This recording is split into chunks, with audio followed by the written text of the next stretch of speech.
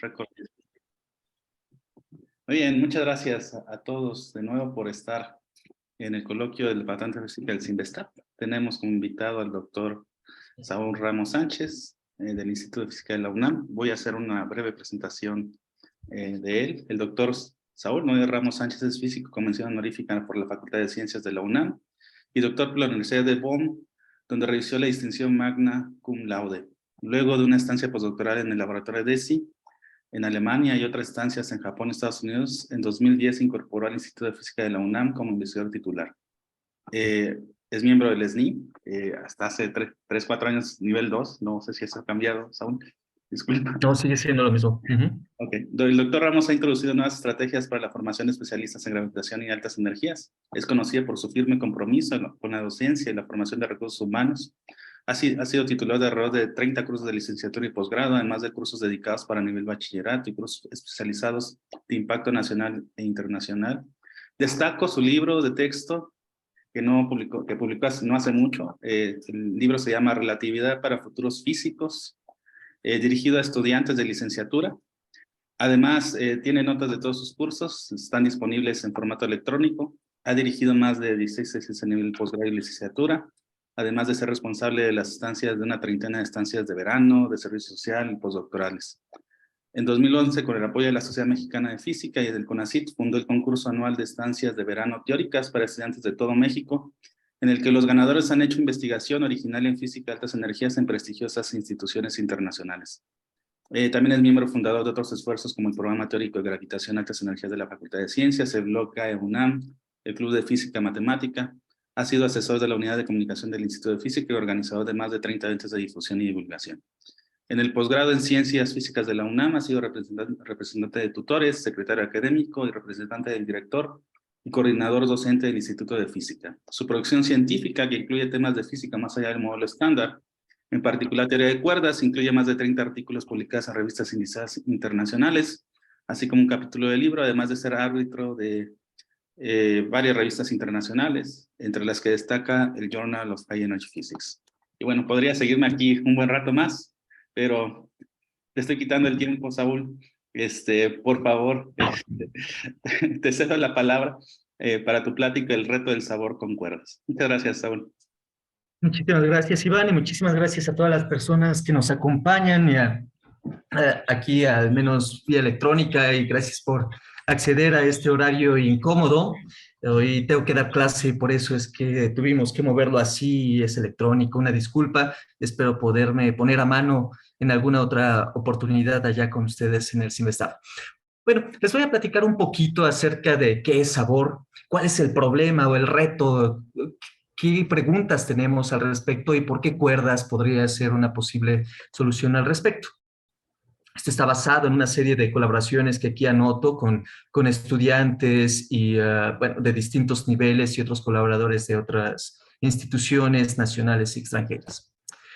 Empecemos por el principio. Sabemos esto. Sabemos que hay una teoría de gravedad, una teoría de la relatividad general que nos describe no solamente, digamos, el comportamiento de nuestro planeta en el sistema solar y todo lo que pasa en nuestro sistema, sino también incluso la historia del cosmos. Pero además de eso, sabemos que está compuesto este universo de una serie de partículas y que estas partículas, a pesar de que son muy pequeñas, sí tienen una fuerte influencia en todo lo que ha sucedido en la historia cosmológica y que están descritas a final de cuentas por una teoría que empezó a confeccionarse desde los años 40 del siglo pasado y que concluyó por ahí de 1967, 1972, cuando se construyó el llamado modelo estándar de partículas elementales, en donde particularmente se describen las partículas que nosotros, o que nos componen a nosotros, que son los electrones, que viven en los átomos, como ustedes saben,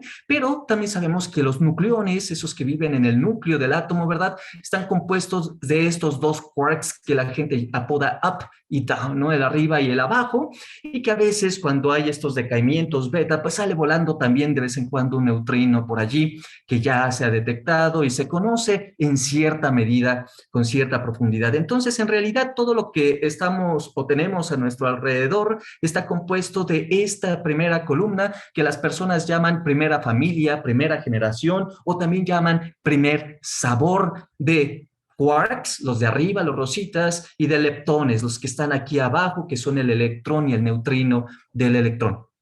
Sin embargo, desde hace 100 años se empezaron a hacer estudios porque se encontraron que había más que solamente las partículas que aparecen aquí en esta primera columna. Notaron que en realidad otras partículas eran copias de esta primera columna, pero con mayor masa. ¿Sí? Mayor masa, y la verdad esta variación de qué tan mayor es un poquito una cuestión de medición. No sabemos realmente qué tan mayor debería ser, pero sabemos que es mayor. Y que no solamente hay una copia, sino que hay dos copias de los quarks que componen a los nucleones, que son el charm strange y top y bottom, y dos copias también de los leptones, una copia pesada del electrón, 200 veces la masa del electrón, este muón, y el tau, ¿verdad?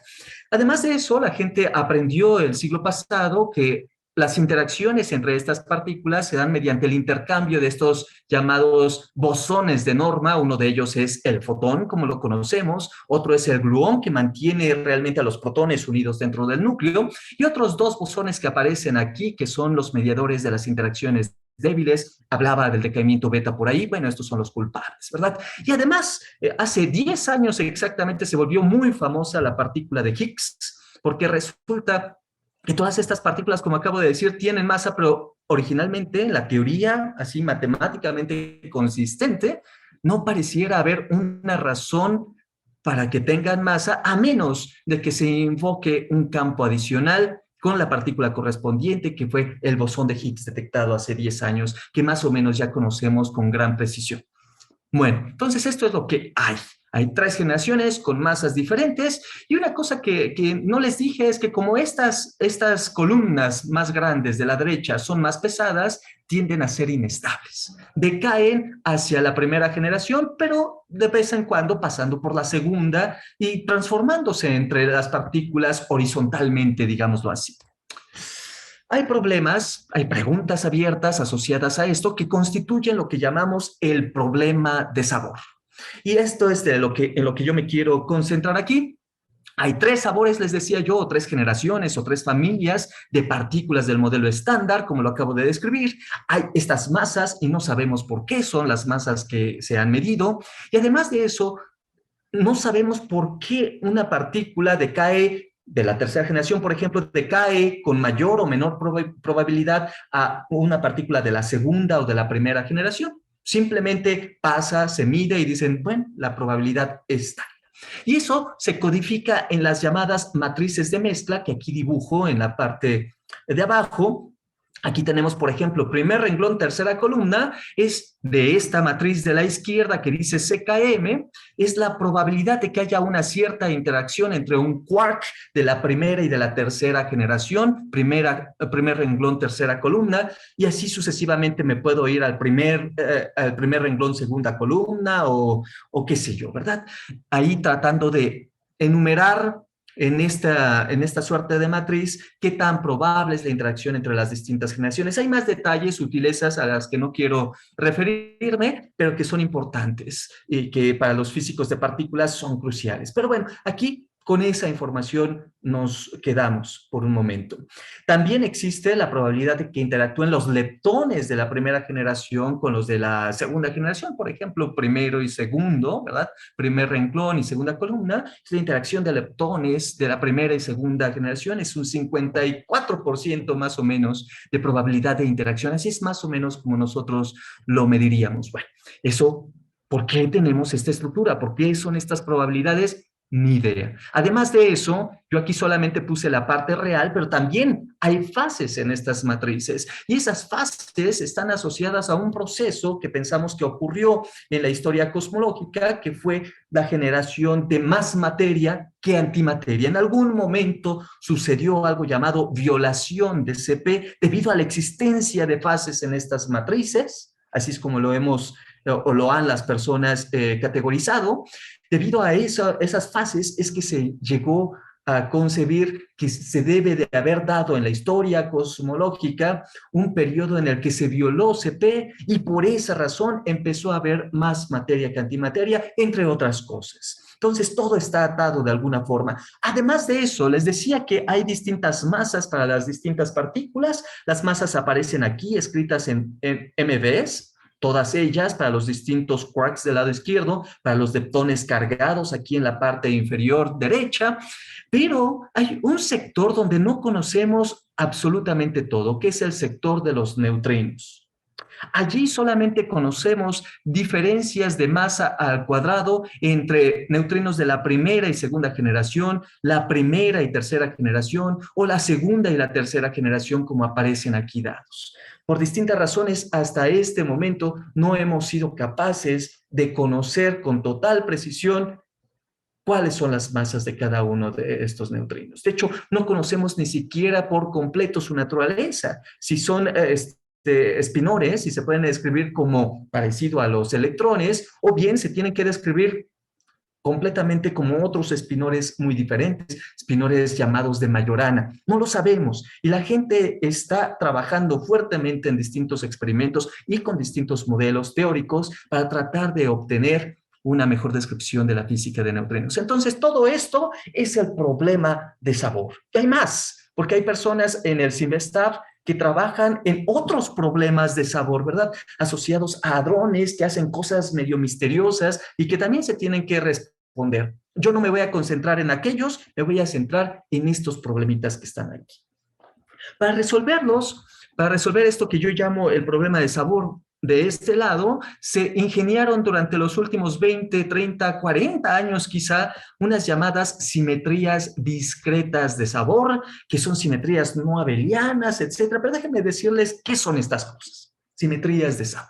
Lo que yo les había contado es que hay 3 generaciones, entonces tenemos la primera generación aquí, la segunda generación un poquito más arriba y la tercera generación más arriba. Lo que les he estado platicando es que hay una probabilidad de que interactúen las partículas de la tercera con las partículas de las segunda generaciones, ¿sí? O de la segunda con la primera, etcétera. Entonces las personas pensaron, ¿no será que existe una serie de transformaciones que dejan invariante la acción que describe este sistema de partículas y que relacionan estas transformaciones las distintas generaciones? Eso es lo que se preguntaron. Y algunas personas dijeron, pues a lo mejor sí. Veamos cómo deben ser estas transformaciones y qué estructura algebraica, matemática, de grupo construyen. Y se dieron cuenta que básicamente podrían ellos simplemente agarrar un subgrupo del grupo unitario de determinante 1 de matrices 3x3 para describir absolutamente todas las posibles transformaciones que podríamos tener allí. O sea, todos los subgrupos que uno pueda tener allí podrían ser causantes de la descripción de las interacciones entre las distintas generaciones, y a esos subgrupos que acabo de nombrar les llamaron grupos de sabor.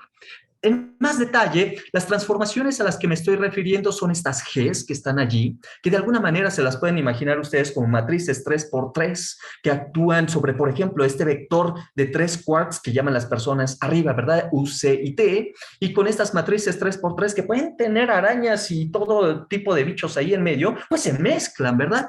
Y entonces, al mezclarse, básicamente uno dice, bueno, pues ¿qué detecto? ¿Cuáles son los eigenestados que yo detecto? ¿Y cuáles son los eigenestados que yo calculo de mi lagrangiana, de mi hamiltoniano, de mi acción del sistema?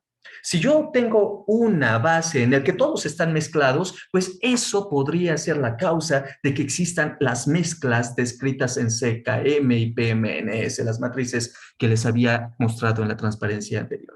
Y entonces dijeron, ok, eso suena padrísimo, veamos cuáles son estos grupos. Y encontraron que son grupos geométricos, la mayoría de ellos. Por ejemplo, tienen nombre, ¿verdad? Muchos de ellos, S3 o S4 o D4, que describen simetrías, transformaciones asociados, por ejemplo, a un triángulo equilátero. Pues nosotros sabemos que las simetrías de un triángulo equilátero puedo intercambiar los 3 índices, puedo rotar mi triángulo sin realmente notar que haya hecho yo absolutamente nada, ¿verdad? Son rotaciones discretas, no lo puedo rotar así como por un ángulo epsilon, pero sí por un ángulo de 120 grados sin que yo note absolutamente nada de este triángulo. Eso es una simetría, y estas simetrías las puedo adaptar a mi concepción de la física de partículas si, por ejemplo, en cada uno de los vértices ubico una de las partículas que aparecen, por ejemplo, aquí en color moradito. ¿Sí? Cada vértice pongo un D, un S y un B, y entonces le aplico una transformación. ¿Y qué es lo que pasó? Bueno, pues que el S se transformó en el D en el B, el B en el S, etcétera, ¿verdad? Eso es lo que sucedió debido a una transformación de S3. O bien, a lo mejor ocupamos mejor una simetría de un tetraedro. Por alguna razón, a lo mejor puedo configurar, ubicar en los distintos vértices de un tetraedro las distintas generaciones y hacerlas interactuar de alguna manera complicada. Eso es lo que han hecho las personas durante 40 años con cierto éxito. Y el problema es ese que acabo de decir, con cierto éxito. ¿Cuál fue el éxito? Bueno, pues que pueden de alguna manera reproducir con distintas simetrías las observaciones que tienen, y eso es un problema, porque no importa qué simetría tomen, de todas estas y otros cientos que aparecen en este review que está aquí abajo, pueden reproducir muchas de las observaciones, y entonces uno se pregunta, ¿cuál es la simetría de sabor correcta? Eso es un problema. ¿Me la elijo? ¿O será que hay un principio fundamental quizá que yo puedo concebir que contiene la información sobre el origen de la simetría y de las formas en las que se transforman las partículas, las distintas generaciones, las representaciones que construyen, las cargas que tienen, etcétera? ¿Habrá un principio fundamental? Y yo voy a tomar como hipótesis que sí, es una hipótesis. La hipótesis más completa es, voy a suponer que existe un marco teórico llamado la teoría de cuerdas, en el cual tenemos todos los elementos para poder describir, dar el origen de todas estas simetrías. Es una hipótesis, ¿verdad? Nadie la ha demostrado.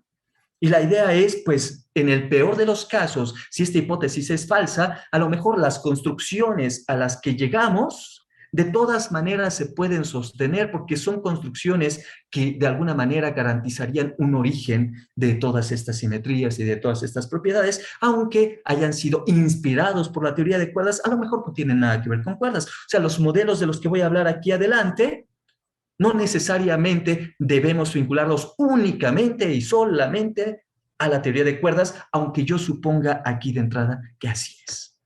¿Y qué es la teoría de cuerdas? Bueno, por allá hace mucho tiempo ustedes, bueno, ni yo, muchos de nosotros no habíamos nacido cuando a las personas se les ocurrió pensar en una idea de que a lo mejor si yo agarro un super mega ultra acelerador y miro con más detenimiento las partículas que yo considero puntuales, en realidad se ven como cuerditas, como listoncitos, ¿verdad? Listoncitos vibrantes.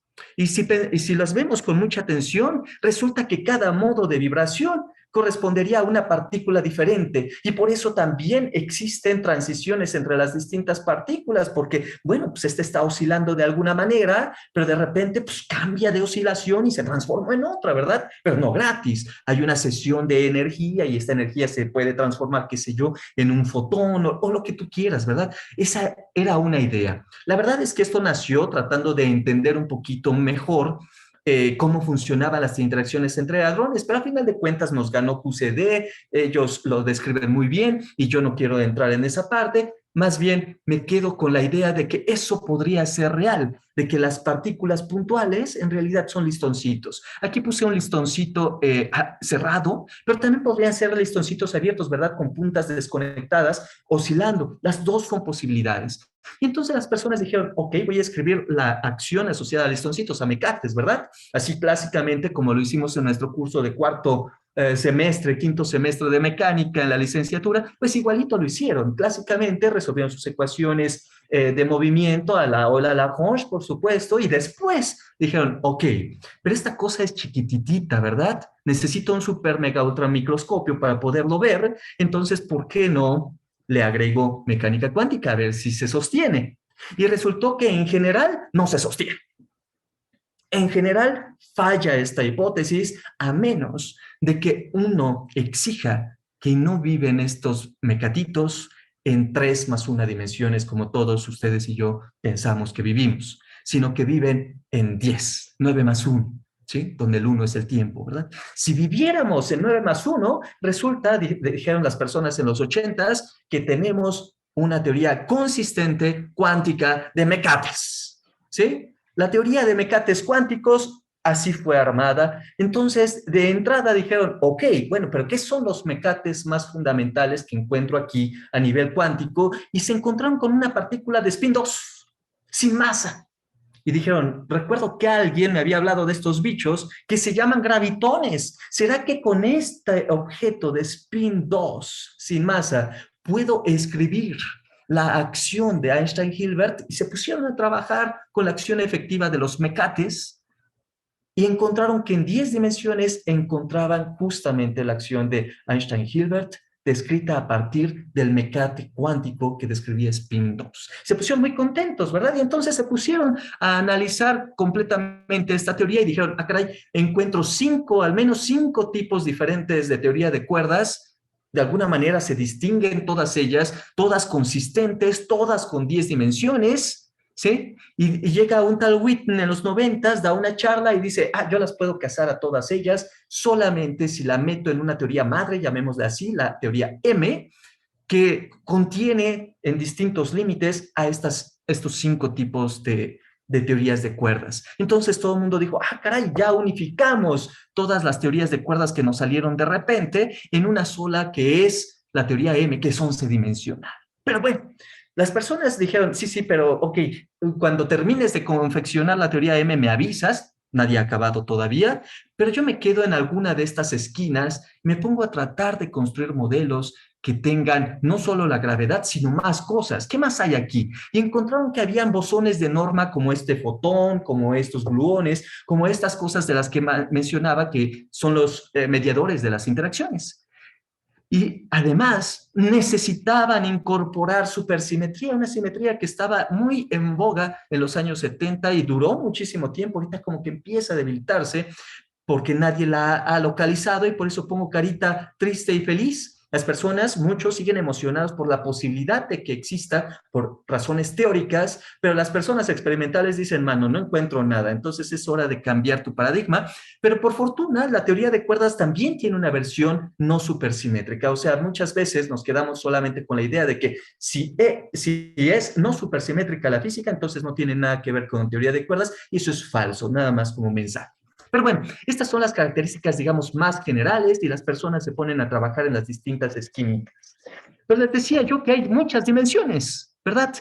¿Qué pasa con las dimensiones que no veo? Kaluza y Klein hace 100 años propusieron que pensemos en una quinta dimensión, ¿sí? 3 más 1 más 1, ¿sí? Donde esa otra dimensión es también una dimensión espacial que no puedo ver. ¿Por qué no puedo ver? Bueno, si me la imagino como todas las otras dimensiones que conocemos, pues es una dimensión infinita, ¿verdad? La quinta dimensión va hacia arriba aquí en mi diagrama.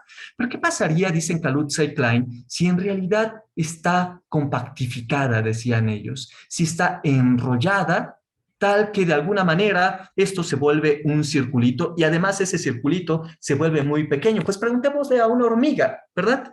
Una hormiga que está sobre un tendedero allá distante, pues no solamente ve la línea horizontal, no solamente ve la línea horizontal que nosotros vemos desde lejos, sino que la hormiga también le puede dar vueltas a este tendedero, ¿verdad? Sí que puede. La hormiga ve al menos 2 dimensiones sin duda, mientras que nosotros a la distancia vemos solamente una rayita y decimos solo hay una dimensión. Pero esa dimensión lo que pasa es que está compactificada a la Kaluza-Klein. ¿Cuáles son los efectos de que esté compactificada a la Kaluza y Klein en términos cuánticos? Bueno, hay muchos. Allá ellos y muchas otras personas después de ellos encontraron que debe haber una suma infinita de partículas. Por cada una de las partículas que tengas en 5 dimensiones, vas a tener copias de ya un número de copias infinito, que llamaron las personas torre de Kaluza-Klein y que se buscan en aceleradores como el LHC, ¿verdad? Sin haberlos encontrado hasta este momento. Y hay otras consecuencias ¿Qué pueden suceder? Bueno, pero la teoría de cuerdas tiene 6 dimensiones adicionales. ¿Será que ahí hay dificultades mayores? Pues no, es Kaluza-Klein igualito, es lo mismo, pero repetirlo muchas veces en 6 dimensiones. Pero acá nos enseñan nuestros amigos Calabi y Yao que en realidad hay muchos más espacios, no solamente circulitos, en los cuales puedes compactificar 6 dimensiones. Puedes tener muchas variedades y si te gusta mucho la supersimetría, insistes en tener supersimetría, tienes que casarte con las variedades de estos señores, de Calabi, de estos matemáticos, que son ejemplos de espacios en los que puedes compactificar, dicen ellos. Y uno les pregunta a ellos, bueno, ¿cuántos espacios tengo? ¿Sí? Y ellos contestan, ni idea. Nadie sabe hasta este momento cuántas variedades de Calabi-Yau existen. Algunas personas hablan de 10 a la 500 y otros más pesimistas dicen, no, son como 10 a la 5000. En realidad, nadie tiene la menor idea porque solamente tenemos un conjunto muy pequeño de ellas y es con las que muchas personas trabajan hoy en día. Si no te gusta la supersimetría, puedes compactificar en otros espacios compactos, sí, 6 dimensionales, pero que no tengan nada que ver con estos caballeros de acá. En fin, entonces se puede hacer eso. ¿Quieres llegar a algo como esto, al universo, ¿verdad? Así. Pero, ¿con cuál de todos estos espacios vas a llegar a este? Pues nadie sabe. Llegaron las personas en los años 80, 90 a confeccionar un concepto, el concepto del paisaje de cuerdas, donde básicamente lo que decían es, ahí abajito en alguno de estos lugares está la solución que yo quiero, está el espacio de compactificación en el que yo quiero obtener mi universo favorito. Pero en otros lugares, pues no. En otros lugares, con otra variedad, con otro espacio de compactificación, con otros parámetros, va a resultar que no vas a encontrar nada, está árido y muerto. Y este escenario, pues uno dice, ay, a lo mejor está mal, ¿no? Muchas personas, sobre todo las más pesimistas, decían, bueno, pues es que esto no tiene sentido, si hay tantas soluciones y solo quieres encontrar una, entonces tu porquería de teoría no funciona. Pero yo a veces les pregunto a las personas, bueno, ¿cuántas soluciones a las ecuaciones de Einstein o cuántas soluciones a las ecuaciones de Maxwell existen? Supón tú que alguien, sin mirar a la física, te hubiera dado esas ecuaciones como input. ¿Sí? Te dieron ese regalito y te dijeron, localiza la que describe un sistema físico. Y si nos lo hubieran dado así, o sea, muy al revés, ¿verdad? Como fueron armadas, sí, si nos la hubieran armado ahí, tendríamos muchas dificultades para llegar a un sistema físico tal cual. Afortunadamente nos las dieron más motivadas físicamente. ¿Sí? Y por eso es que no tenemos esas preguntas de ese lado. Pero ¿cuántas soluciones existen por allá y cuántas son las físicamente buenas? Las que podemos encontrar en la naturaleza. De igual manera pasa en la teoría de cuerdas, tú tienes un conjunto de ecuaciones que describen a la teoría de cuerdas y básicamente tienes que encontrar una solución que corresponda a lo que observamos. Pero las noticias malas no se acaban allí. Resulta que no conocemos en realidad todo lo que hay en la teoría de cuerdas. De todo este lugar que ya era árido, o sea, no se parece a este, ¿verdad? Lo único que conocemos es como por allá el piquito. Y todo lo demás es como una, no sé, una nube que nos cubre toda la parte para buscar. Y entonces las personas se ponen de todos los colores, sobre todo los más pesimistas, y dicen, no hay manera de tirar ahí más que palos de ciego. Afortunadamente no es cierto eso. Afortunadamente se puede utilizar la guía física que tenemos, pues todo lo que estaba hablando del modelo estándar y la cosmología, ¿verdad? Y utilizando eso como nuestra guía, podemos utilizar las herramientas que conocemos de la teoría de cuerdas para bajar hasta el valle de la felicidad. ¿Verdad? Eso es lo que queremos. ¿Y cómo se llaman todas esas técnicas? Se llaman así. Tienen muchos nombres. Y yo voy a concentrarme en una técnica llamada compactificación en orbifolios heteróticos. ¿Qué son esas cosas? Bueno, son mi monstruo que puse aquí, pero voy a describirlo con más detalle. Pensemos que tenemos esa quinta dimensión de Kaluza y Klein compactificada, ¿sí? O sea, en lugar de que sea esta línea infinita, la tenemos hecha un circulito, pero para llegar al orbifold vamos a dividirle una simetría Z2. ¿Qué quiere decir eso? Bueno, identificar los puntos de la izquierda con los de la derecha por mis calzonzotes, ¿verdad? Sí, los puntos de la derecha son igual a los de la izquierda, punto. Sí, así lo quiero yo. Ok, bueno, pues no te enojes, ¿verdad? Te creo. ¿Cuáles son las consecuencias de eso? Le preguntaría a esta persona necia, ¿verdad? Pues las consecuencias son, para empezar, que hay puntos, por ejemplo, este de abajo y este de arriba, que se quedan invariantes. O sea, ¿con quién lo relaciono? Consigo mismo, ¿verdad?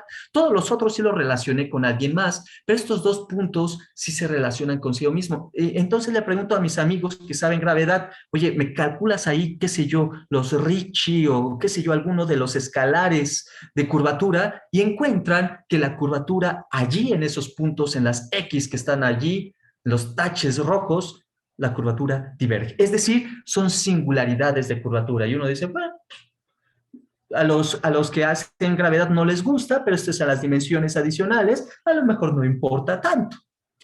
Pero resulta que en teoría de cuerdas sí importa un poquito. Déjenme irme ahora a dos dimensiones. Hay 6 en total, pero vamos a ejemplificar esto en dos dimensiones. En dos dimensiones puedo poner dos círculos, y si pongo dos círculos uno encima de otro perpendiculares, obtengo una dona. Esta dona también se puede expresar como dos ejes perpendiculares, donde son básicamente E1 sería el eje que describe la vuelta horizontal y el E2 la vuelta vertical, ¿verdad? En esta dona. Y luego ahí divido una simetría como antes y obtengo tres singularidades que aquí no son X rojas, son estos puntitos, círculo, triángulo, cuadrado, que describen mis singularidades. Resulta que son importantes estas singularidades porque allí particularmente les gusta vivir a ciertas cuerdas. Estas cuerdas rojas están atadas a esas singularidades. Y si se acuerdan cuando hablaba de simetrías de sabor que les dije hace rato que podríamos poner en cada uno de los vértices de un triángulo a algunas partículas, bueno, pues aquí ya se pusieron solitas en esta teoría de cuerda en estos lugares específicos. Bueno, quizá es una observación trivial, quizá no, pero hay que recordarla, ¿verdad? Estos estados, estas cuerdas que están ahí, desde el punto de vista de 4 dimensiones, se van a ver como partículas que en las dimensiones compactas están localizadas, pero en nuestras dimensiones están libres de moverse por todas partes. ¿Sí? Ahí no están casados con ningún punto en el espacio tiempo de nuestras 3 más 1 dimensiones. Allá en la dimensión o en las dimensiones compactas, sí. Además están estas otras cuerdas verdecitas que les gusta ser libres también en las dimensiones compactas. Esas también están por allí paseando. Y esos podrían ser incluso los causantes de las interacciones entre las cuerdas que se encuentran ubicadas en las singularidades de curvatura de este orbifold, de esta figura que pongo allí, ¿verdad?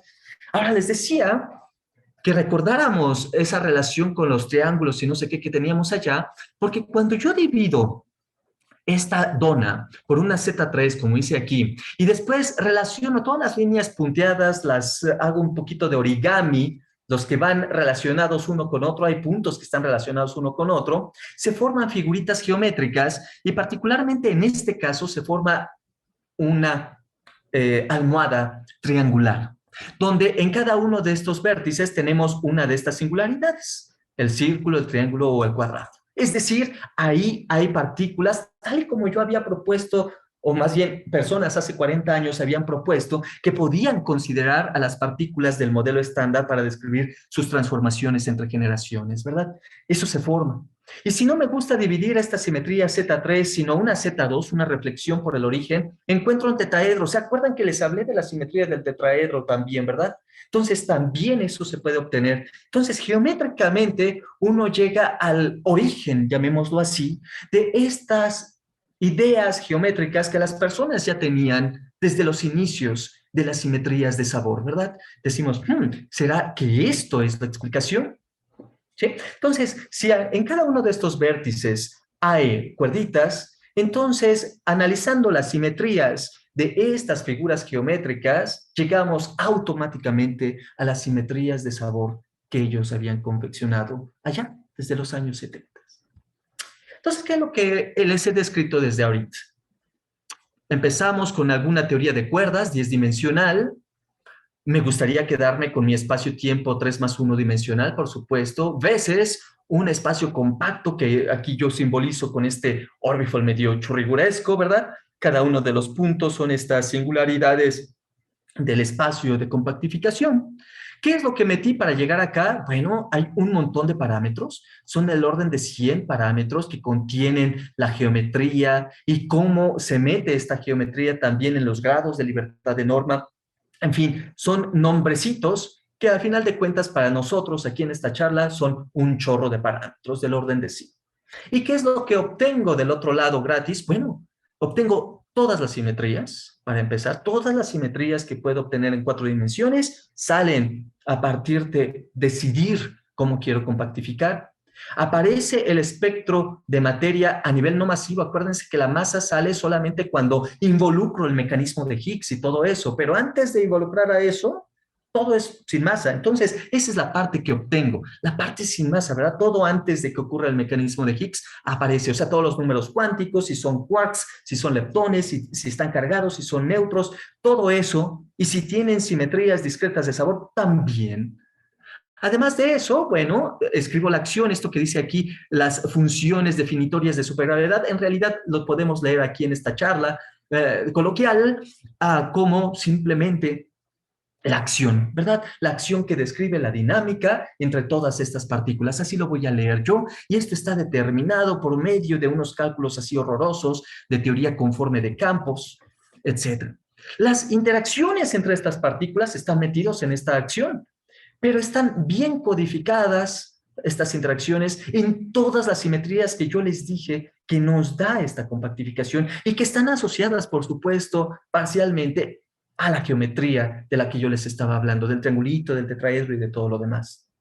Entonces, esto se obtiene en 4 dimensiones, digamos, casi gratis, ¿verdad? A cambio de estos 100 parámetros que tengo por allá. Ok. Entonces, vayamos a ser un poquitín más concretos sobre las simetrías. Obtengo mi orbifold, que es simplemente lo que les decía, ¿verdad? Tengo un toro, le divido una simetría y obtengo un orbifold. Ahí le puse nombres técnicos, pero no importa. Obtengo ese orbifold con las singularidades y todo lo demás. ¿Qué es lo que obtengo? Bueno, las simetrías, para empezar, son simetrías de permutaciones. Déjenme regresar aquí. Puedo permutar los distintos vértices que aparecen en este triángulo o en este tetraedro a gusto, porque básicamente las figuras me lo permiten, la forma en la que compactifiqué me lo permite. Entonces tengo un número de simetrías de permutación.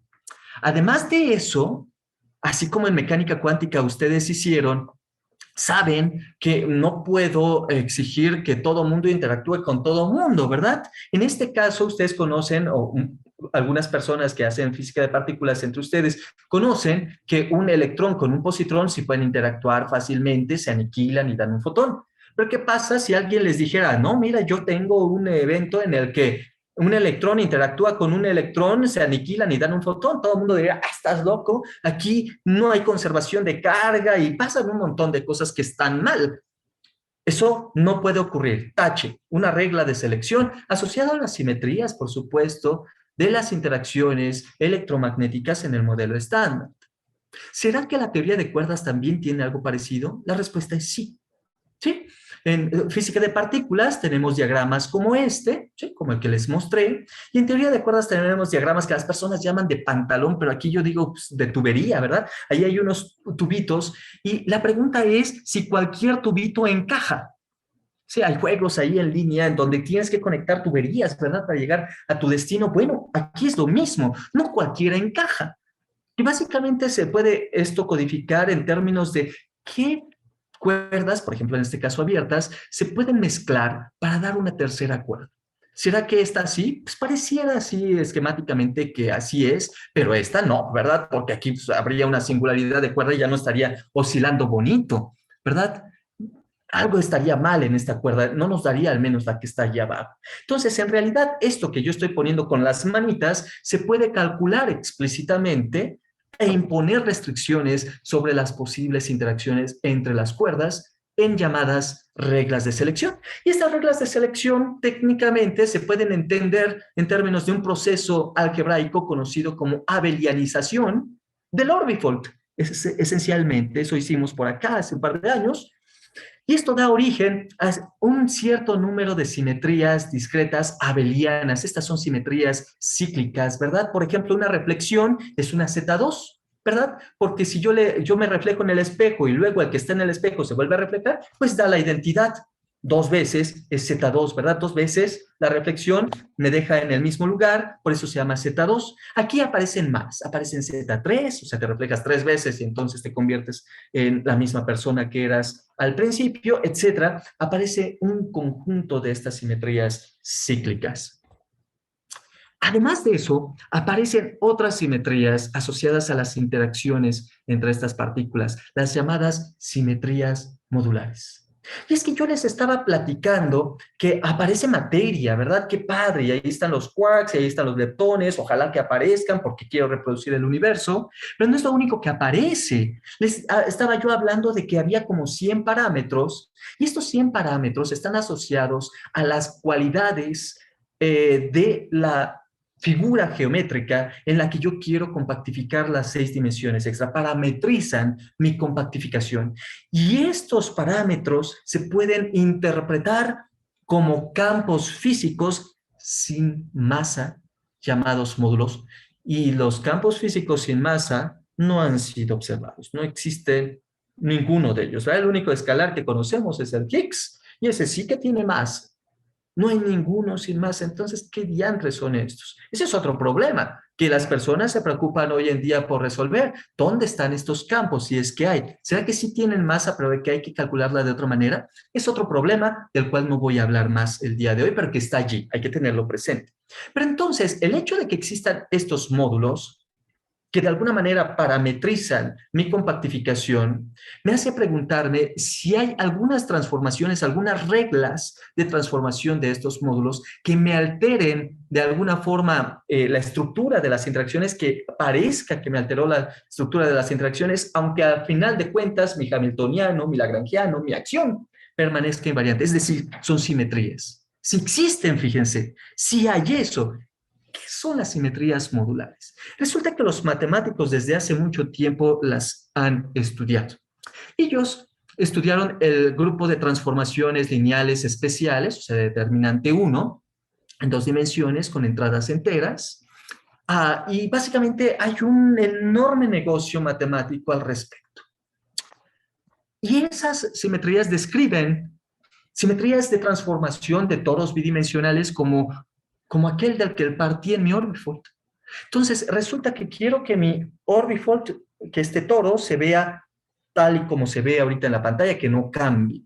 ¿Será que puedo cambiar el módulo que describe este toro? Miren, aquí lo escribí el toro, pero ahora en términos de estos ejes en este plano complejo, el 1 y el T son los ejes que describen el toro también. O sea, este toro, son las dos vueltas, ¿verdad? La horizontal y la vertical, puede ser descrito mediante este planito.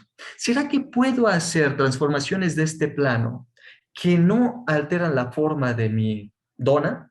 La respuesta es sí. Son las transformaciones asociadas al grupo SL2Z y que se ven en general de esta manera. Estos son algunos, esta es la forma general donde A, B, C y D son enteros, en fin. T lo puedo transformar de estas dos maneras sin cambiar absolutamente para nada la forma de mi dona. Y resulta que tampoco cambia la forma del orbifold porque partió de esta dona. Ok, qué padre, entonces puedo aplicar esas transformaciones. Pero el hecho de que yo divida una simetría, de hecho hace que retenga no el grupo completo, sino como un cociente de este grupo SL2Z dividido por la simetría que le partía al espacio, esta Z2 o esta Z3 que dividí, ¿verdad? Y estos se llaman grupos modulares finitos, que también han sido estudiados al cansancio y que tienen casualmente interpretaciones sospechosamente cercanas a las que habíamos mencionado antes. ¿Se acuerdan de quién era ese 3? Es la simetría, el grupo de simetrías de un triángulo equilátero. Resulta que también desde el punto de vista de las transformaciones modulares, recupero transformaciones parecidísimas a las geométricas que había mencionado antes. Y entonces las personas se preguntaron si en realidad estas simetrías que están aquí hacen cosas parecidas sobre los campos, sobre las familias que tengo en un modelo dado. Y la respuesta fue sí.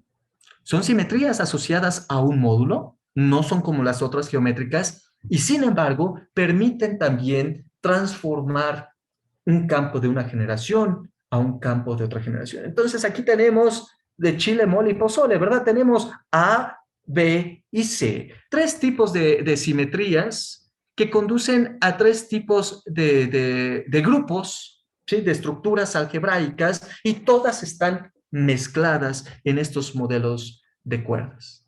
Lo interesante es que de manera independiente las personas, los físicos de partículas desde hace 40 años, ya se habían empezado a meter en estas simetrías de permutaciones geométricas, ya se los había dicho. En estas simetrías abelianas no les gustaron mucho porque dijeron, no, esto es trivial, no hace realmente mucho cambio en mi descripción de la física. Y muy recientemente, en el 2017, otro fenomenólogo dijo, oye, ¿y si les ponemos simetrías modulares a las simetrías de sabor? Y nosotros le dijimos, oye, mano, pero es que eso está en cuerdas desde hace mucho tiempo. Ya estaba allí y todos nos entusiasmamos, ahí nos pusimos a platicar, Ferrulio y otras personas, y llegamos a la conclusión de que esto es un terreno muy fértil para describir el origen de todas estas posibles simetrías. Pero nosotros tenemos la mezcla. Para Ferrulio es mejor tener o una u otra, permutación o modular, selección o modular o permutar, en fin, una de las tres. Y nosotros le decimos, sí, pero yo no puedo restringir, ¿verdad? Porque A, B y C existen al mismo tiempo en toda mi descripción. Y como son simetrías tan variadas, entonces dijimos, bueno, si las mezclo, bueno, la teoría de cuerdas las mezcla, si las considero juntas, lo que obtengo es una descripción de simetrías eclécticas de sabor, por darle un nombre así despampanante, ¿verdad? Para que suene bonito, es ecléctico. Por ahí queríamos ponerle otro nombre más mexicano, las simetrías mestizas, pero a alguien no le gustó en la colaboración, pero son eso, ¿verdad? Esas son las simetrías que por ahí introdujimos en el año 20, porque estaban allí, solamente que no nos habían hecho suficientes ojitos hasta que Ferrulio las mencionó. Dijimos, ah, caray, qué bueno que me las mencionas porque aquí está todo lo que necesito. Y ahora la pregunta es, ok, ya vi los ingredientes, ¿puedo armar con esto física observable? ¿Sí? Observable. O sea, puedo obtener un modelo, una compactificación de cuerdas de 6 dimensiones, en donde obtenga a bajas energías el espectro con 3 generaciones de quarks, los Higgses, las fuerzas del modelo estándar y además simetrías de sabor adecuadas. Esa es la pregunta. Y la respuesta es sí, se las adelanto, porque aquí tenemos todos los ingredientes para hacer. Ahí está. Vamos a usarlos. Resulta que yo les dije que a los toros yo les podía dividir alguna de estas simetrías, ¿sí? Y estas son todas las que existen. Por acá Fischer, Ratz-Torrado y Faderfanger nos dijeron en el 2013 que estas son todas las que puedo yo dividir. Y nos pusimos contentos porque solamente son 138, ¿sí? Son menos renglones, pero en total, si ustedes suman los numeritos que están en la columna de la derecha, verán que son 138 distintos orbifolds que puedo obtener. Ok, nada más 138. Bien, pues entonces, ¿ahora qué es lo que puedo hacer? Resulta que a pesar de que son 138, puedo deformar los orbifolds, ¿sí? De distintas maneras estos 138 para obtener modelos diferentes. Ah, caray, otra vez regreso a la imposibilidad de contarlos, pero sí puedo construirlos. Entonces, una de las cosas que hicimos bueno, de hecho, desde el 2013 o desde antes, fue aprender a armar modelos que nos lleven a una física cuatrodimensional, aunque no se parezca a la nuestra. A ver qué hay, ¿verdad? Eso lo habíamos hecho. Y entonces lo que dijimos es, muy bien, ya sabes hacer esos modelos, ahora busquemos los que queremos, ¿verdad? Nuestra guía. ¿Qué es lo que queremos? Pues la física de partículas y la cosmología que conocemos. Queremos encontrar los grupos de simetría, o sea, las fuerzas cuánticas que conocemos, ¿sí? Fuerte, débil y electromagnetismo. Queremos encontrar 3 generaciones porque son las únicas que se han observado y que se confirma cosmológicamente que hay, nada más. Queremos obtener pares de Higgses, al menos un par, porque en los modelos supersimétricos hay 2 Higgses, cochinos Higgses, ¿verdad? Además de eso, nos gusta la idea, pero esto es como un sesgo nuestro, nos gusta la idea de pensar que las tres fuerzas cuánticas que conocemos a una energía muy alta se unifican. ¿Será que eso es posible? ¿Será que hay modelos en donde esto sea posible? Busquemos también eso. Y en donde toda la materia, si es que hay más, en realidad adquiera dinámicamente, así como por un mecanismo de Higgs, parecido al Higgs, a masas y masas del orden de la escala de cuerdas, que es básicamente del orden de 15 órdenes de magnitud por encima de lo hoy observado en el LHC.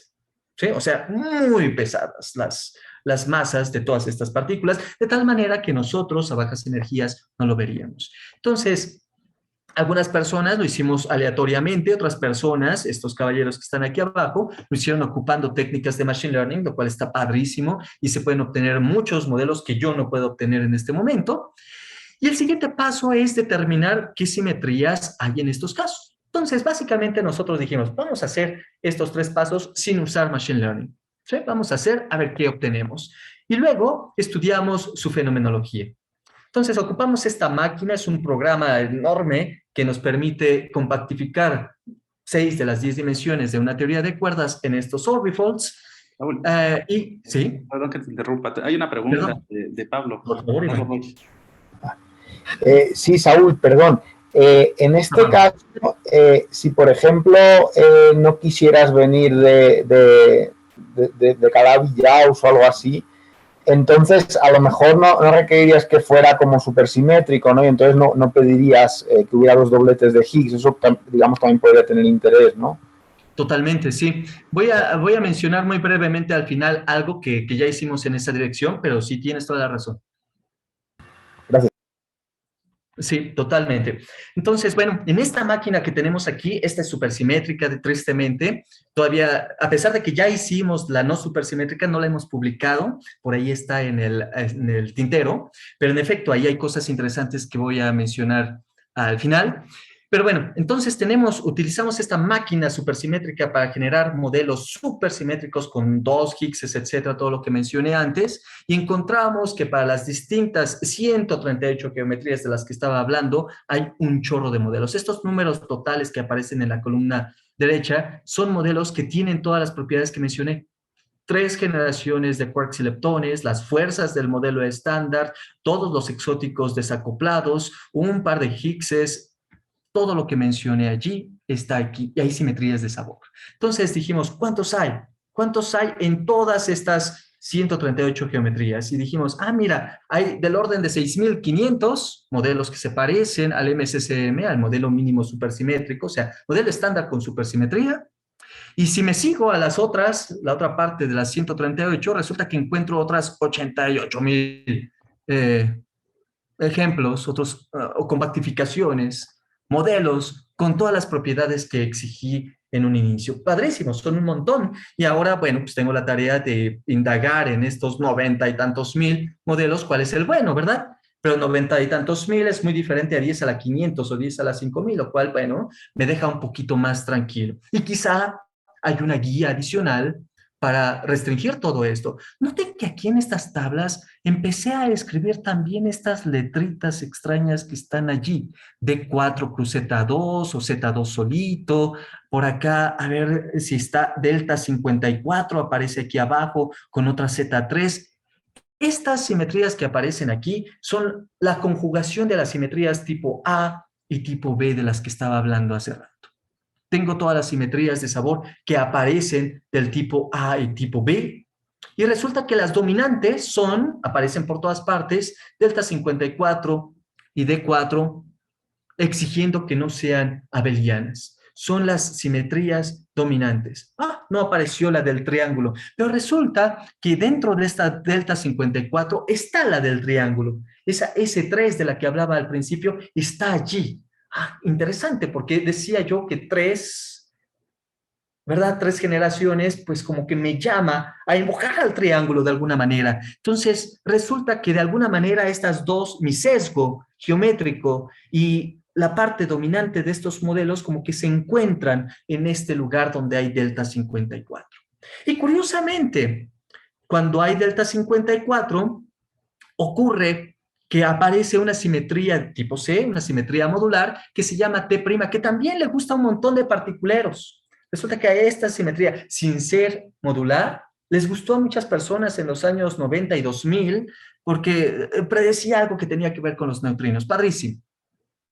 Y aquí sale también acompañada de la cochina simetría del triángulo. O sea, tenemos delta 54 y tenemos T', porque tenemos que considerar las dos cosas juntas, ¿verdad? Entonces resulta que el grupo de sabor completo, o bien el grupo de sabor ecléctico, es la mezcla de esta T' y esta delta 54.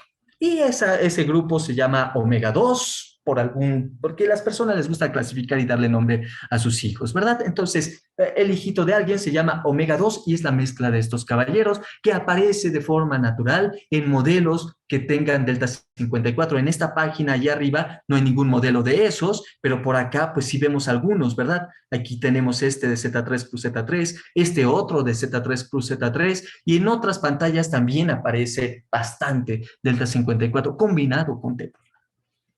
Y entonces nosotros dijimos, bueno, pues agarrémonos uno de estos modelos, ¿verdad? Agarrémonos uno de estos modelos que tienen estas simetrías que parece que le gusta a la gente y que tiene mi sesgo de que hay tres generaciones. Y veamos qué es lo que pasa. Tenemos esta figura en uno de los orbifolds, tenemos esta figurita. Les había dicho que allí hay algunas cuerdas que están fijas, por supuesto, que son esta materia localizada, que pueden ser quarks o leptones, ¿verdad? Y busquemos aquellos en donde esas cuerdas son justamente o tienen justamente los números cuánticos de los quarks y los leptones. Entonces, hagamos eso. Busquemos esta compactificación, en donde haya un sector, en donde se genere un triangulito, en donde los vértices estén las partículas del modelo estándar y escribamos su teoría efectiva utilizando como input la compactificación que se hizo. ¿Y qué es lo que se obtiene? Bueno, se obtuvo esta almohada triangular, por supuesto. Se obtuvo delta 54, de la que yo hablé antes, ¿sí? Está asociada a esta compactificación. Además, ahí hay un módulo libre en este toro, en este sector donde hago esta compactificación, y aparece, como dije antes, de forma automática la simetría T', este grupo modular finito, que se combina con delta 54 para darme la omega 2. Y resulta que simplemente por la compactificación, como yo ya les había dicho, no solamente se obtienen las simetrías, sino que también se obtienen los números cuánticos, las cargas de todas las partículas. Entonces, decía yo, me fijo en un modelo que tenga quarks y leptones y veo cuáles son las representaciones bajo estos grupos que forman omega 2, el delta 54 y el T'.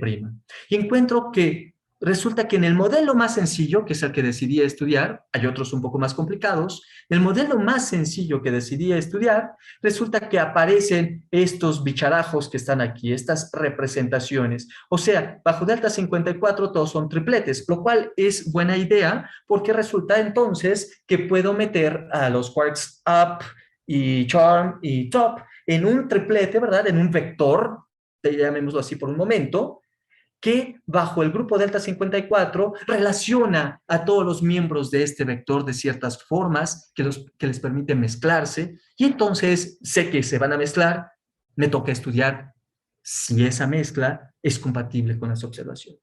Y eso es lo que hicimos. Este es el espectro, como lo escriben los particuleros, o sea, tenemos todas las partículas del modelo estándar, ¿sí? Formando representaciones del grupo ecléctico de sabor, o sea, de alguna manera mezclándose entre ellas las tres generaciones, aparecen los dos pares de Higgses, y ahora la pregunta es cómo se ve entonces la fenomenología. Tengo que escribir la acción correspondiente. Este paso es el que yo les decía que las personas trabajan en este momento. Tengo que fijar el valor del módulo para fijar la geometría de una vez por todas, ¿verdad? Que no cambie para nada.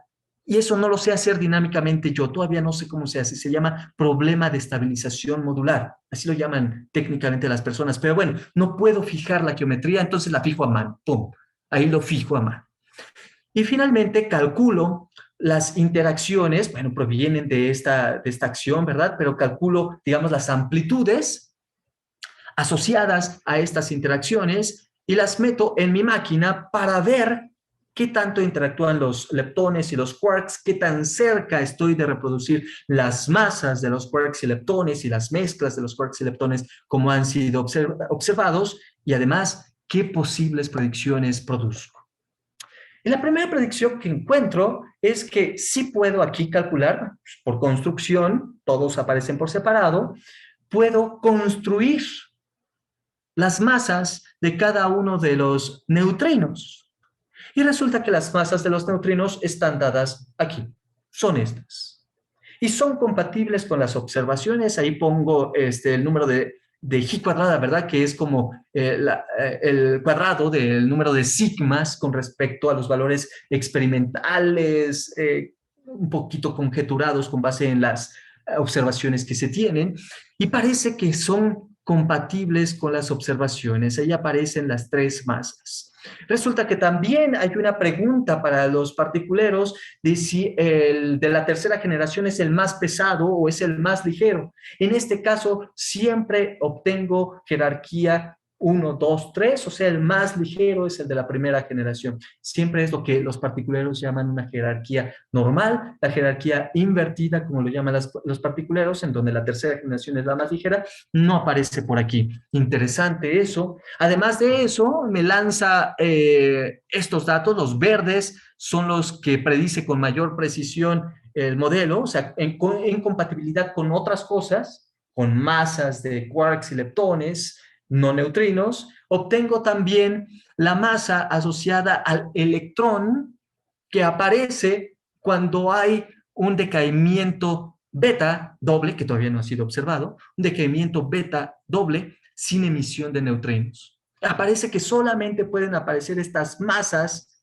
de electrón, esto que está aquí, que es algo así como 6 por 10 a la menos 3, más o menos por allí, ¿verdad? Entre 5 y 6 por 10 a la menos 3 es lo que puedo obtener.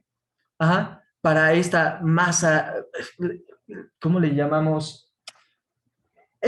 Déjame mejor decirlo de otra manera, es la energía cinética asociada a este electrón en términos de electronvoltios.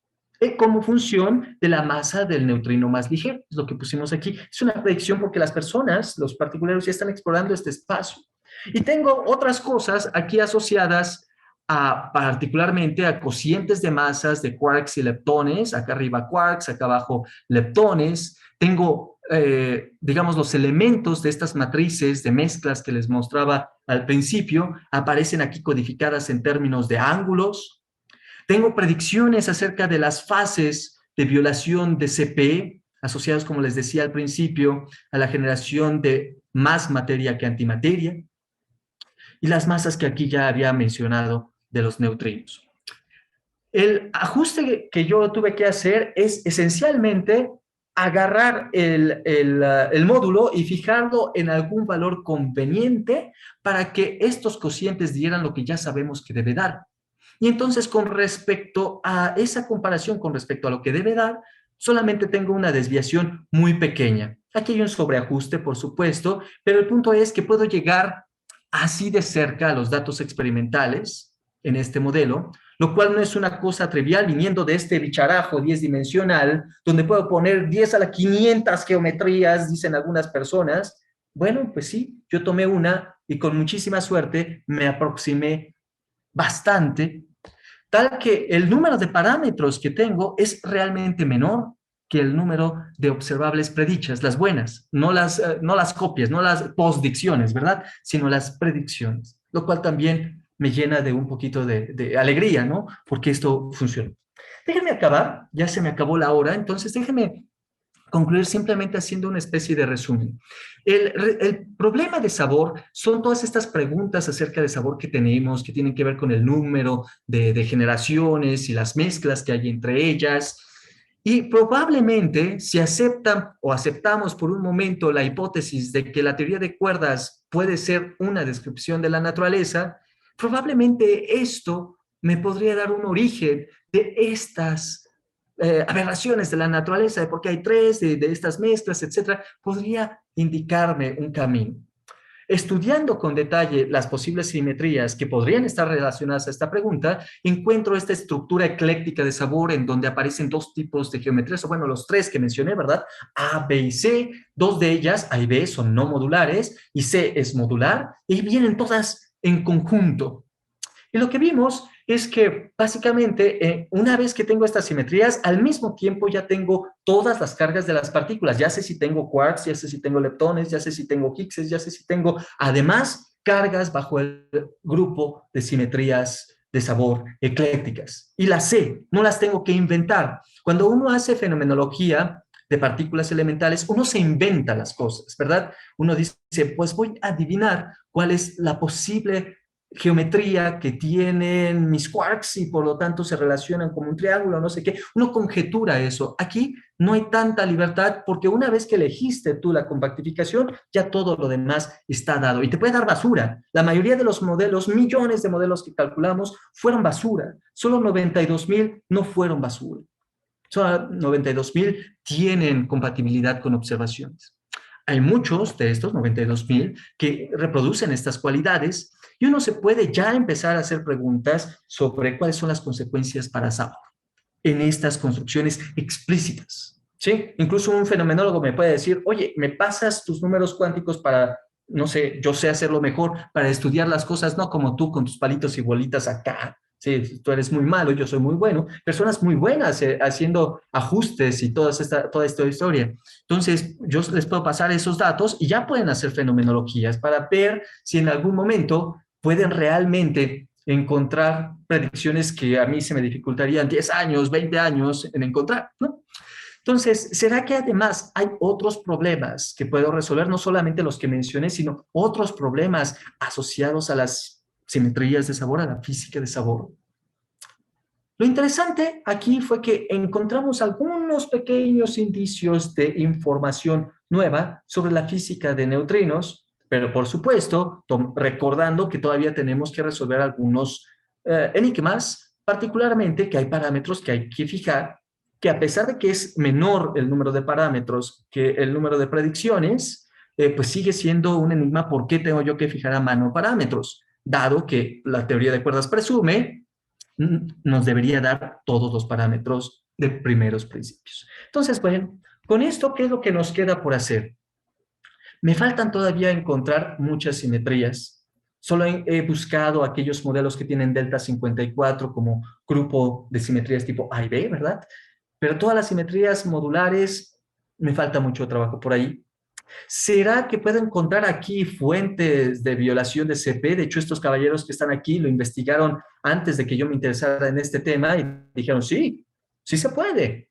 ¿Sí? Entonces, quiero entender mejor su trabajo y ver cómo se relaciona con lo que ahora ya sabemos, 3 años, 4 años después de ese trabajo. También las simetrías de sabor se tienen que romper. No conocemos, si no conocemos todas las simetrías, no conocemos tampoco todos los posibles rompimientos de simetrías. La fijación del parámetro modular, ¿verdad? Eso también lo tengo que aprender a hacer. Tengo que aprender a hacer más fenomenología, estudiar las consecuencias para preguntas. No mencioné aquí nada cosmológico. Y aquí está la pequeña mención acerca de construcciones no supersimétricas. Aquí en este trabajo que está aquí del año pasado, Ricardo, Patrick y yo escribimos un montón de modelos sin supersimetría, tratando de encontrar las partículas del modelo estándar. ¿Y cuáles son las partículas del modelo estándar? Los quarks y los leptones sin supercompañeros. Y por lo tanto también solamente un bosón de Higgs. ¿Hay o no hay? Sí hay. Sí hay. Pero resulta que cuando hay un solo bosón de Higgs, viene acompañado este modelo bonito con un montón de exóticos. Malas noticias. Pero si admites más de un Higgs, resulta que ya no viene acompañado de nadie. Curiosamente, pareciera que de esta clasificación de modelos no supersimétricos provenientes de cuerdas, también se prefiere la idea de que haya más de un Higgs. ¿Será que con todo esto puedo finalmente llegar a predicciones que mis amigos en sus colisionadores o aparatos o observatorios puedan detectar? Ese es nuestro propósito y esperemos llegar en algún momento. Aquí voy a concluir. Muchísimas gracias. Muchísimas gracias, Saúl, por esta plática que de verdad, incluso conceptos tan complejos que tú explicas tan fácil, aparentemente tan fácil. Entonces, le pido al público, por favor, que prenda su micrófono y demos un aplauso a Saúl.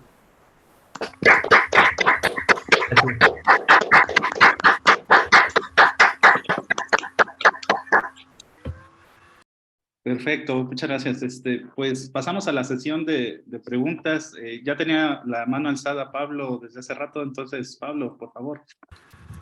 Sí, pero tengo muchas preguntas, entonces si hay estudiantes o lo que sea, pues voy haciendo como veas, ¿eh? Bueno, entonces pasamos primero a Kurt Beck, que no sé si es estudiante, no me suena, pero adelante. Hola, buen día. Gracias, profesor, por la plática. Muy buena charla. Tengo dos preguntas. Una es la siguiente. En un momento mencionó que con los orbifolios que trabajó se pueden obtener, como nos lo mostró, las diversas simetrías que hay en el modelo estándar. Por ejemplo, también recientemente ha habido interés en un nuevo tipo de simetrías, por así llamarle, que le llaman generalizadas y no invertibles. Y pues hay algunas discusiones ya que dicen que quizá estas simetrías generalizadas no invertibles podrían realizarse en la naturaleza. Y esto tiene que ver con arreglar anomalías del modelo estándar. Entonces mi pregunta es si con estos orbifolios podrían obtenerse también estas simetrías generalizadas no invertibles. De ser el caso, pues supongo sería algo bueno que apoyaría las otras ideas, ¿no? No sé. Esa es una Sí. pregunta. No sé Sí, si... lanza la otra, pues. Ok. La otra es cuando nos mostró la tabla de comparación en las predicciones, ya lo último de algunos de la fenomenología, pues no está la fenomenología de la fase de Majorana, porque bueno, pues no la hemos medido, ¿no? Ese es el problema. A lo que voy con esto es, no sé si con estos modelos se pueda poner una cota sobre la fase de Majorana, porque pues mostraba la masa de la energía cinética del electrón en el neutrino les Vera decay, ¿no? Entonces, pues supongo que hay un espacio de parámetros en el modelo en el que los neutrinos pueden ser Majorana en estos modelos, entonces no sé si pueden poner una cota sobre esta fase de Majorana. Bueno, Esas son las preguntas. gracias. Primero, la primera, la pregunta me la hice porque se volvieron muy famosas recientemente estas simetrías generalizadas no invertibles. Honestamente, me rebasa un poquito los papers originales sobre estas simetrías y entonces simplemente me acerqué a las personas que hablan mucho al respecto y ellos son los que me dijeron que no saben, ¿no? Entonces yo les copio su respuesta. En este momento parece que no saben las personas si pueden ser obtenidas en la naturaleza. Yo no logré realmente masticar con profundidad qué son estas simetrías y cómo las podría yo incluso interpretar en algunos de estos escenarios. No lo logré, entonces le pregunté a las personas que saben de esto, me dijeron que en este momento no saben, y entonces pienso que es el estatus actual. A lo mejor sí, a lo mejor no, no sabemos en este momento, y a lo mejor yo en algún momento regreso a esta pregunta y le entiendo finalmente y ya te podría responder con un poquito más de certeza, pero ahorita es lo que la gente me cuenta, ¿no? Es lo más que te puedo decir. Sobre la segunda pregunta, pues aquí tengo eta 1 y eta 2, que sí son las fases de Majorana, en el sentido de que también puedo yo obtener un escenario con neutrinos de Dirac o de Majorana y calcular estas cosas y aquí está, ¿no? Ahora, si puedo obtener cotas o no, bueno, este es el mejor valor. Alrededor de este valor pues hay una burbuja, así como acá, verde, ¿sí? Que podríamos decir, bueno, pues llegas hasta aquí. Pero yo le tengo un poquito de desconfianza porque pues, este fue un modelo, ¿verdad? Y en este modelo, pues sí tengo mi lista de 3 sigma y te podría decir qué tan cerca o tan lejos quedo de estos valorcitos centrales que tengo allí. Pero la pregunta real es, en general, en todas estas construcciones, qué tan cerca están los otros modelos que reproducen todo lo demás de los mismos valores, de las mismas burbujitas que se reproducen aquí, y eso todavía no puedo responderlo porque solamente he investigado un modelo. Entonces, necesitaría investigar los otros antes de poder atreverme a decir, mira, sí, de teoría de cuerdas se sabe esto, y es único, es puntual, ¿no? Pero en principio, si hubiera una coincidencia de una serie de modelos amplísima, entonces sí podríamos decir, es lo que hay, así se ve, al menos en esta clase de modelos se ve así. En este momento todavía no lo puedo hacer porque es un modelo, ¿no? Entonces, me falta. Ok, sí, gracias. Sí, de acuerdo con lo de la primera pregunta, que es algo todavía muy, muy nuevo. Sí, la pregunta era más orientada a si usted cree que se podrían generar las simetrías con los orbifolios. No lo veo de entrada, pero soy ignorante al respecto, prefiero que se quede todavía en te contesto luego. Sí, bueno, muchas gracias. Nada de qué. Gracias. Tenemos otra pregunta de Moisés Alfonso. Adelante, Moisés. Eh, Hola, buenos días. Gracias por la presentación, primero que nada. Y bueno, mi duda está más asociado a este parámetro modular del toro. Tengo entendido, bueno, no soy muy experto, apenas estoy entrando a esta parte, pero tengo entendido que este parámetro modular tendría que ver con algo del mirror symmetry. No sé si aquí se puede aplicar o no, no me estoy desviando de la idea. Bueno, que si se No, puede no. aplicar algo de mirror symmetry en esta parte. Ajá. Ahí tú estás extendiendo el grupo SL2Z, justamente. Hay personas que confusamente le llaman mirror symmetry también a esta transformación que está aquí, que yo simplemente digo es una transformación.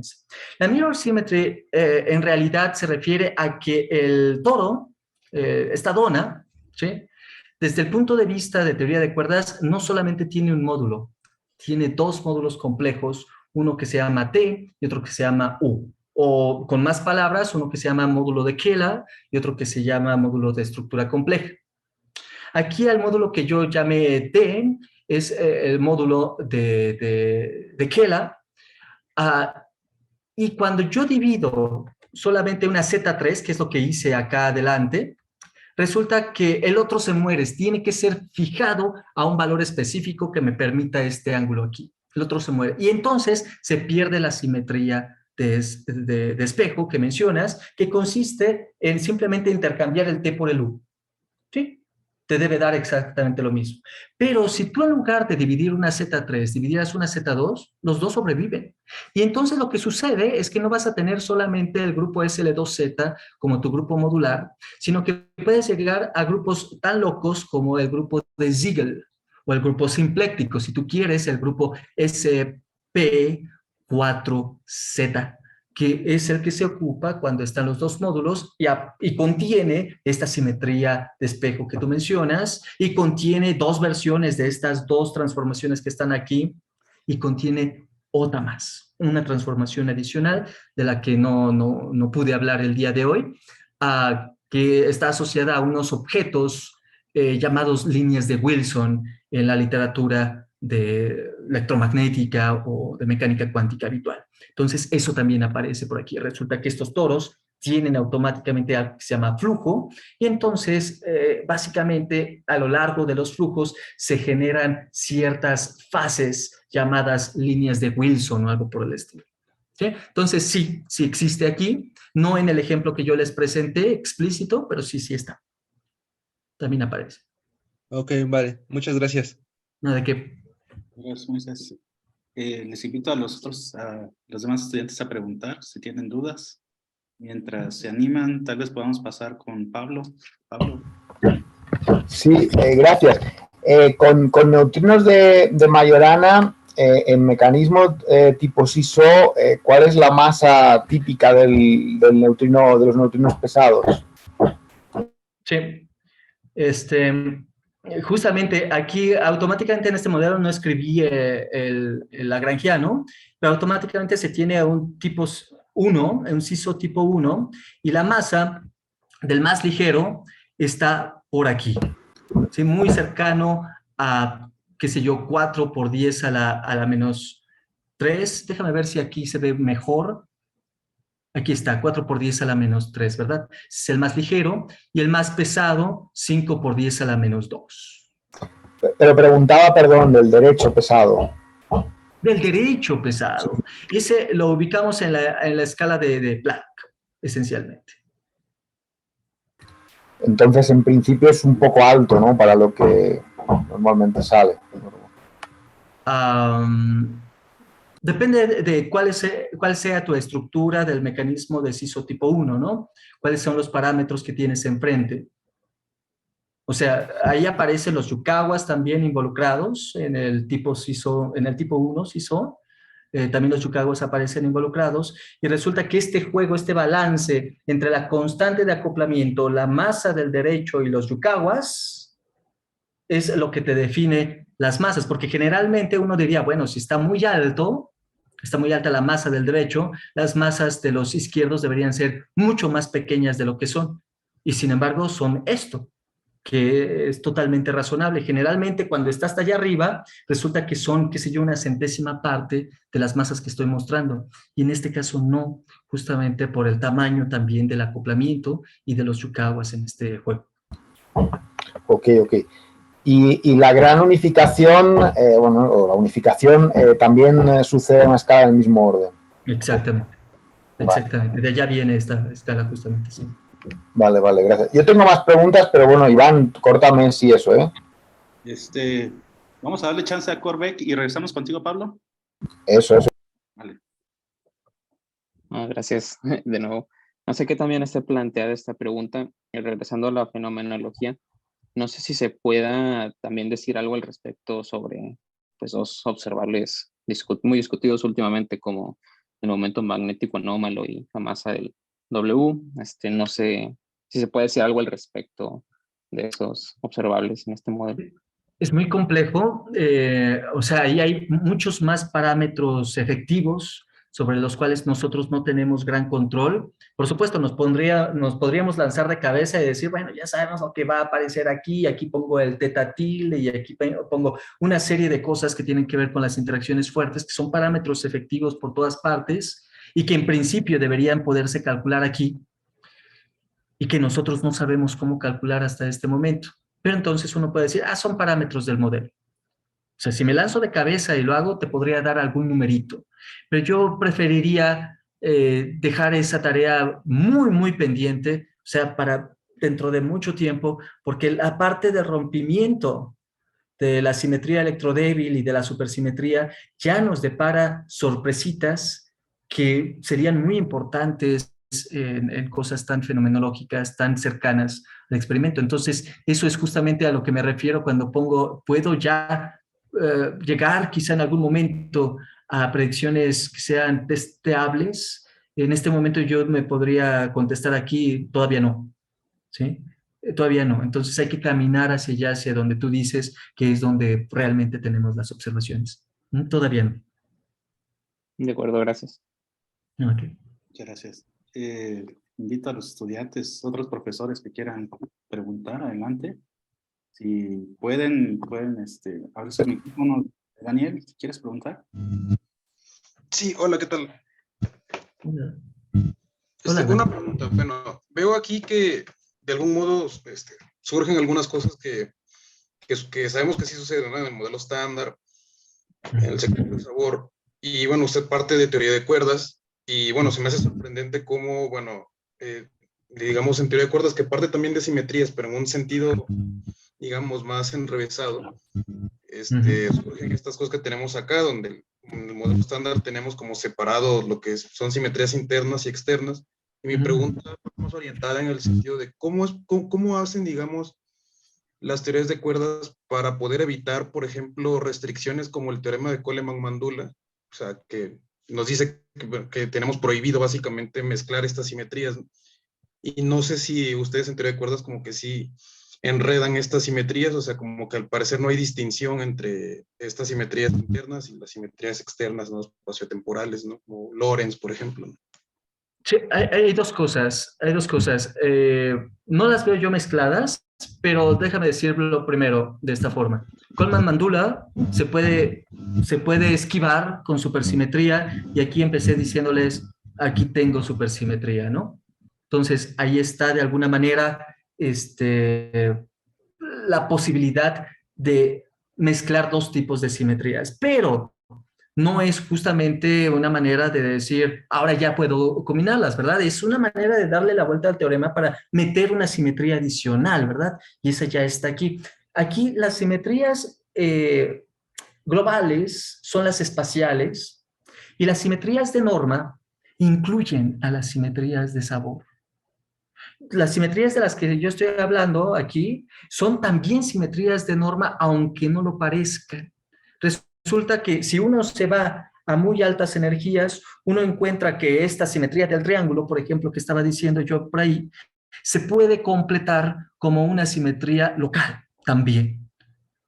Entonces, sin embargo, hay una parte, déjame decir, la tercera parte de la respuesta, hay una parte que sí aparece como simetría global, y son simetrías R, que generalmente las metemos también, las mezclamos con las simetrías de sabor, que son simetrías locales. Generalmente cuando hacemos menjurje de simetrías, también ponemos estas simetrías R, y que tienen que ver con las simetrías globales, ¿sí? De Lorentz, ¿sí? El remanente de la simetría de Lorentz en las dimensiones compactas. Y entonces uno se podría preguntar, ¿qué es la simetría en la simetría de Lorentz en las dimensiones compactas? O sea, ¿qué significa en términos de 4D? ¿Será todavía global o la puedo considerar una simetría local?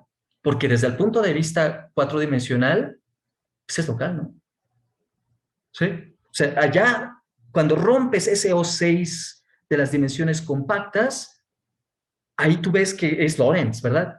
Pero acá en 4 dimensiones nosotros no sabemos lo que está pasando allá adentro en las 6 dimensiones. Entonces, desde nuestra interpretación por acá, ingenua 4-dimensional, o a lo mejor realista, las podríamos interpretar como simetrías locales también. Estas son como las 3 partes en las que podría yo dar una respuesta a lo que tú formules. Asombroso. Muchas gracias. No, gracias a ti. Muchas gracias, Daniel. Saúl, yo sé que en algún momento tienes que correr, entonces... no, sí, tengo que ir corriendo a dar clase a las 12, entonces no sé. Yo creo que... Dices. Yo tengo una pregunta corta, Iván. Yo tengo una pregunta corta. Adelante, Pablo, y ya con eso acabamos. ¿Cuánto sale típicamente teta QCD? Teta QCD es uno de estos parámetros locochones de los que estaba platicando, ¿quién fue? Kort Beck, creo. Esto no lo calculamos.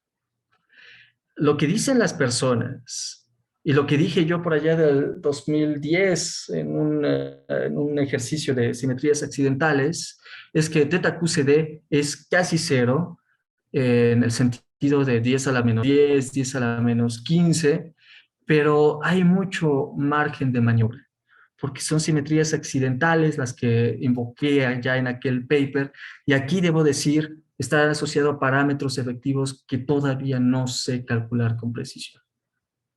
Entonces, yo digo, quién sabe, todavía no puedo darte una predicción. Vale, muchas gracias. Será muy interesante como todo lo demás. Y solo un comentario, a veces se dice que no hay predicción de teoría de cuerdas. En el modelo concreto que has mostrado, con neutrinos de double beta decay, se podría llegar a falsear, digamos, en un tiempo razonable. Eso es admirable. Eso mataría este modelo en particular, ¿sí? O lo retendría, depende, ¿no? Sí. Gracias, gracias. No, gracias. Pues está buenísima esta conversación, pero Saúl, yo sé que tienes que salir. Entonces, sí, me voy corriendo. Quedamos con algunas dudas que luego cuando nos vean preguntaremos. Entonces, muchas gracias. De nuevo, un aplauso. Gracias.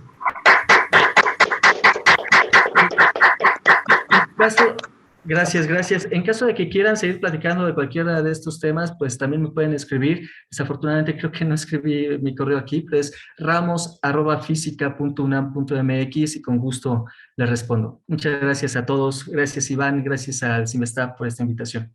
Gracias a ti, Saúl. Y hasta pronto. Hasta pronto. Gracias.